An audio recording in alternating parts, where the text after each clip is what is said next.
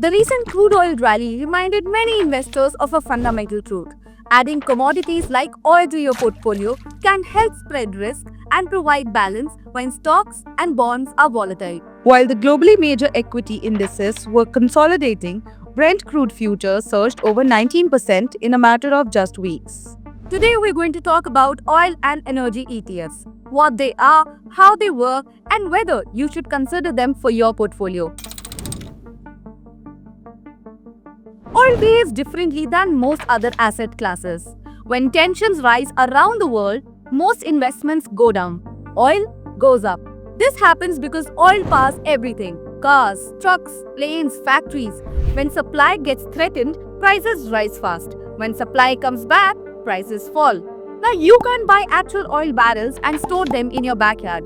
That's where ETFs come in. They'll let you invest in oil without going through logistical and regulatory complexities.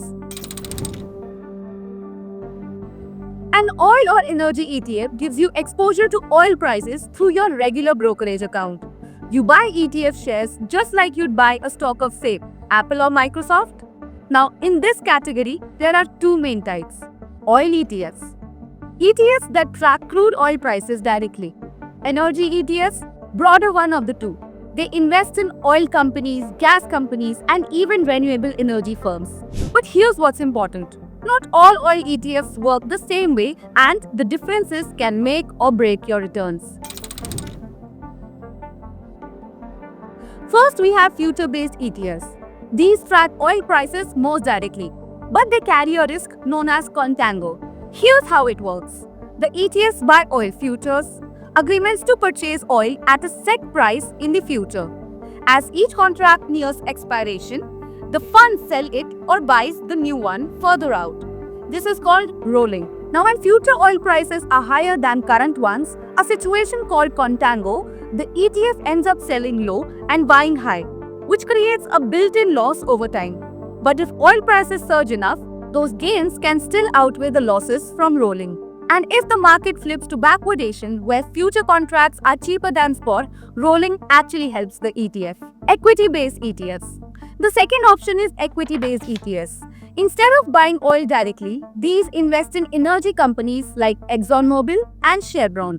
The good news? Less rapid price fluctuation. The bad news? You are not simply taking a position in oil prices, you are betting on how well these companies run their business. Leveraged and inverse ETFs. Finally, we have leveraged and inverse ETFs. These are designed to amplify oil price moves or profit when oil falls. A leveraged oil ETF might go up 2% when oil goes up 1%. An inverse ETF makes money when oil drops. But here's the warning. These are for short-term trading only. Hold them too long and they'll destroy your returns.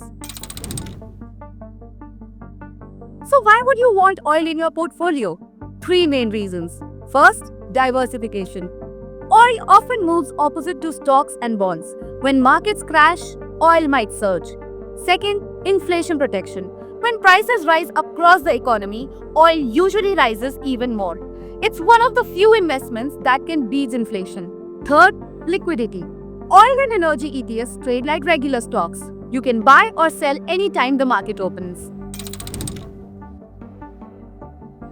But let's talk about the risks, because investing in oil isn't for everyone. Volatility. Oil is one of the most volatile investments out there. A single news report can move prices 5% in minutes.